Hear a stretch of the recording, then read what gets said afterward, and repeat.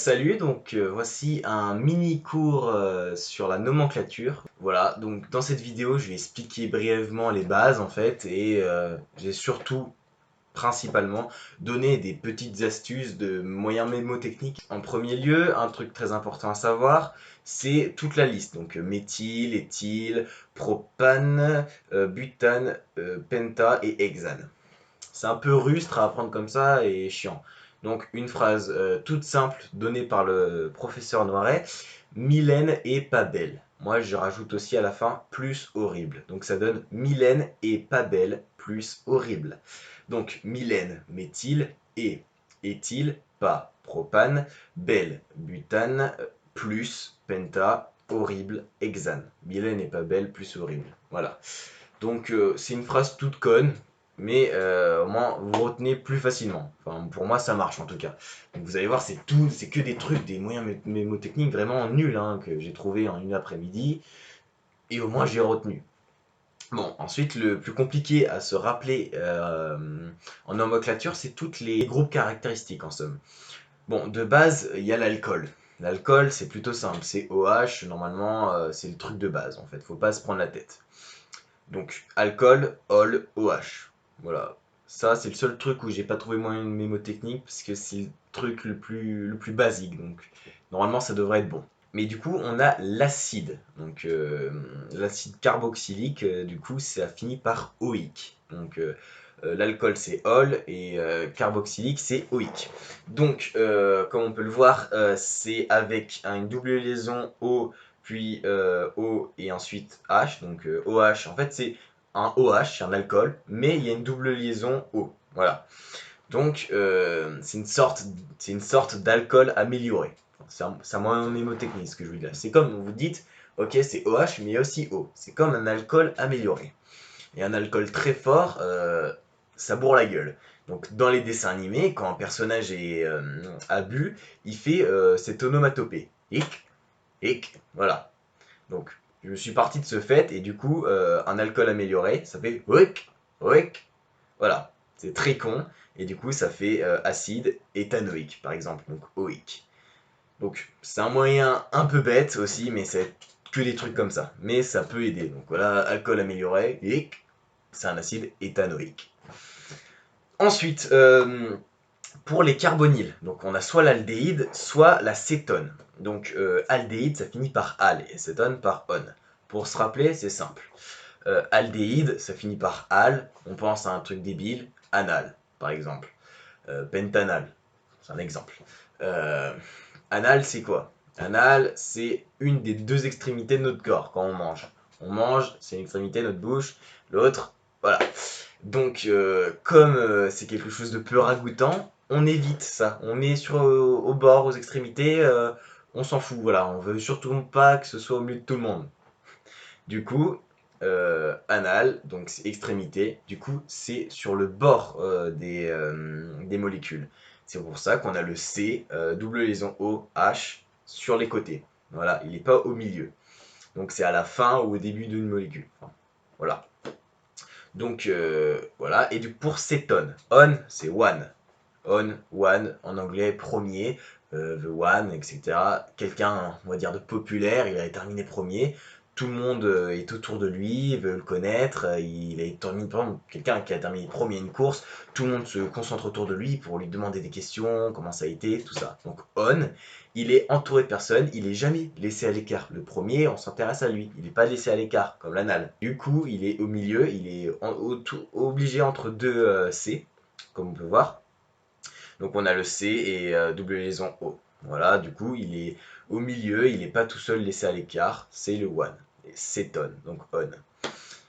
Ensuite, pour les esters. Alors, les esters, c'est OAT. Voilà. Alors pour celui-là, c'est un peu plus compliqué. Donc, ester, c'est simple. C'est en deux parties. Il y a une partie où, par exemple, là, comme on peut voir, c'est un méthanoate d'éthyle. Donc H, C, double liaison O, ensuite. Et donc là, c'est une première partie. Donc c'est le méthanoate. Donc H, C, double liaison O.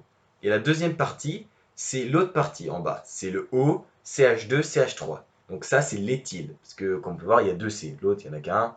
Donc, méthanoate d'éthyle. Donc, c'est un peu bizarre quand même.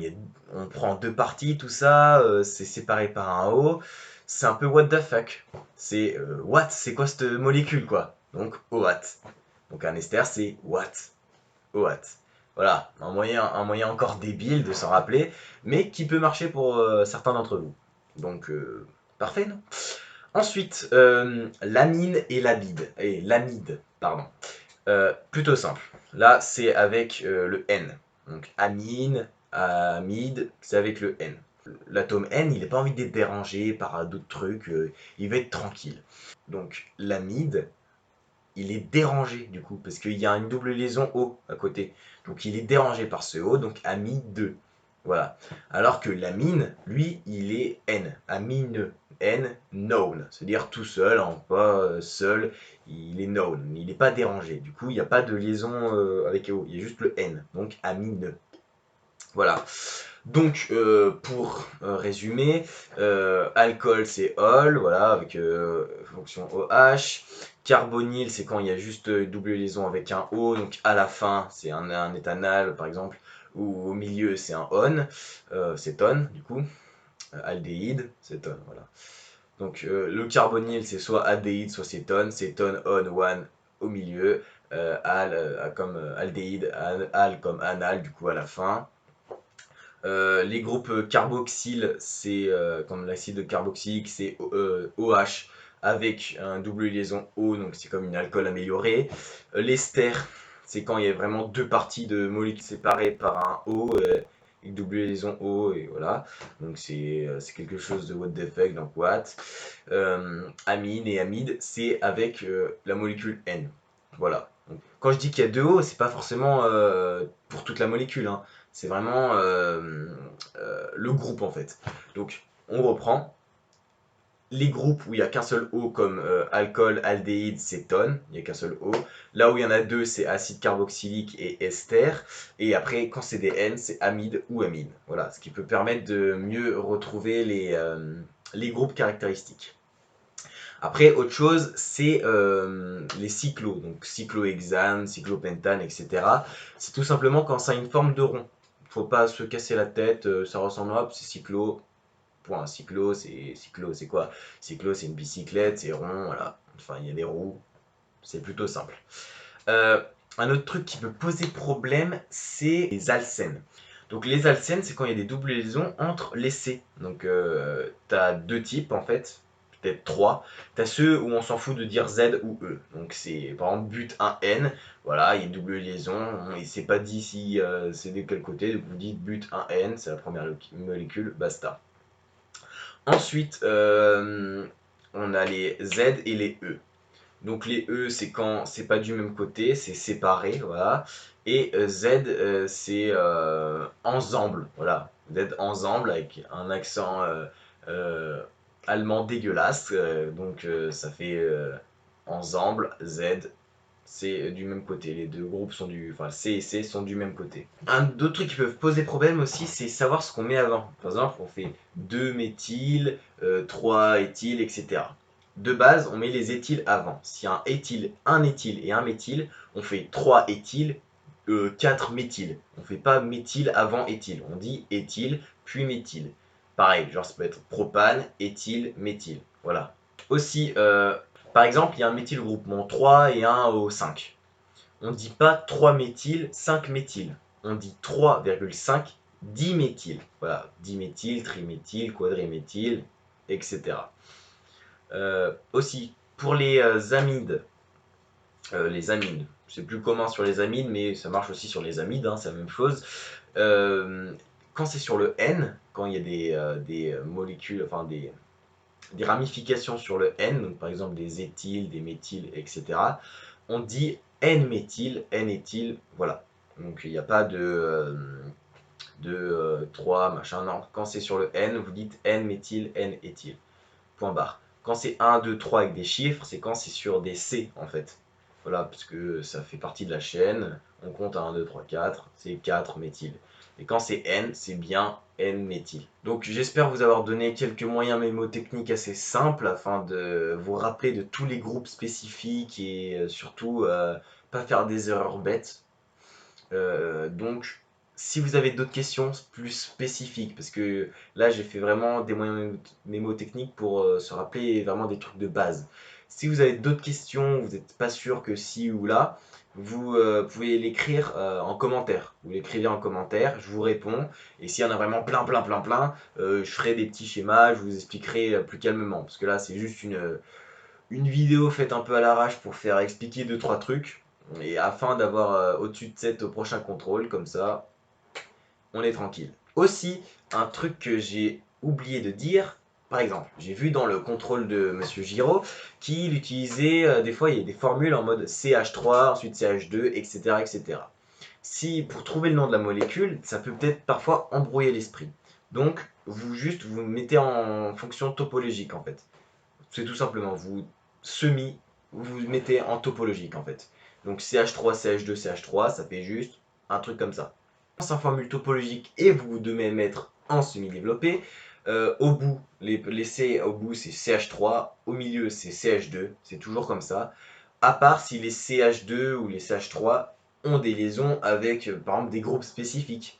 Il faut savoir qu'un C, il a besoin de 4 liaisons. Voilà, pas plus, pas moins, 4 liaisons. Il ne peut pas en avoir plus, il ne peut pas en avoir moins. 2 CH3. Parce que C et CH3, ils ont une liaison entre eux et 3 liaisons avec les 3 hydrogènes autour. Si je mets sur un des CH3, par exemple, un O, et ben ça devient un CH2, parce qu'il a 2 liaisons avec les hydrogènes, un avec le O et un avec le CH3. Donc il a toujours 4 liaisons. Si par exemple c'est une double liaison avec le O, ça fait 1, 2, 3 liaisons. Du coup ça fait CH, parce qu'il a besoin d'une seule liaison en fait, en plus des 3 autres, parce qu'il a besoin d'en avoir 4. Donc c'est possible d'avoir des C tout seul. Par exemple si autour il y a au moins 4 liaisons. Par exemple 2 avec un O, un avec un C et un autre avec un C. Voilà, donc là il n'y aura pas besoin de mettre de H. Donc pensez toujours avoir 4 liaisons. Donc c'est facile à voir, vous regardez les liaisons avec les d'autres molécules, et s'il en manque 2 ou 3, bah, vous rajoutez le nombre d'hydrogène qui correspond. Donc après, il n'y a pas de secret, maintenant que vous connaissez un peu mieux tous les groupes, etc., il faut s'entraîner avec ce que nous a donné Monsieur Giraud, donc des fake tests, etc., etc. Un moyen de résolution. Vous commencez, quand vous avez toute votre molécule, vous regardez le plus important, le groupe caractéristique. Donc vous avez ce groupe caractéristique, vous dites ah bah ça c'est OH, il n'y a pas autre chose. Du coup OH c'est un alcool. Ou par exemple autre chose, hein, c'est une cétone parce qu'il y a une double liaison avec un O au milieu, c'est une cétone. Je reconnais mon groupe caractéristique et ensuite je peux compter le reste. Donc je compte, une fois que j'ai mon groupe caractéristique, je compte le nombre de C qu'il y a. Donc par exemple 6. Donc ça fait un hexanol, parce que j'ai un groupe alcool hexanol. Ou plus simple, on va faire un éthanol. Voilà, on a 2 C on a 2 C et un groupement OH. Donc c'est un éthanol. Ensuite, je vérifie qu'il y a 4 liaisons pour chaque carbone. Donc CH3, CH2, OH. Voilà, donc il a 4 liaisons et ce qu'il faut. Donc CH3, CH2, OH, c'est de l'éthanol. Donc j'ai reconnu mon truc, tout bien, mais pour certaines molécules, il y a du coup d'autres ramifications. Donc il faut bien sûr, attention, pour les ramifications, il faut toujours prendre la chaîne carbonée la plus longue. Même si elle va dans tous les sens, la plus longue. Parce que si vous prenez celle qui vous semble le plus droite, des fois c'est pas ce qu'il faut. Par exemple, si j'ai 8 carbones comme ça, je privilégierais ces 8 là pour faire ma chaîne carbonée plutôt que 4 qui sont droites. Même si c'est plus lisible, c'est pas la chaîne qu'on veut. Donc toujours partir de la chaîne carbonée la plus longue. Du coup, après, vous rajoutez les méthyles avant, donc 3 méthyles. Il faut faire de façon la plus méthodique possible, appliquer une méthode, etc. Par exemple, en cas inverse, vous avez un nom de molécule, par exemple acide méthanoïque. Acide méthanoïque. Acide OIque, d'accord. Donc OIque, comme je vous ai dit, c'est un alcool amélioré. Du coup, vous mettez OH et donc OH, c'est double liaison avec un O. Donc déjà, on a le OIque. Ensuite, donc acide OIque. Donc on a dit méthanoïque. Donc comme c'est méthanoïque, et ben, il faut juste GLC de base, du coup c'est bon.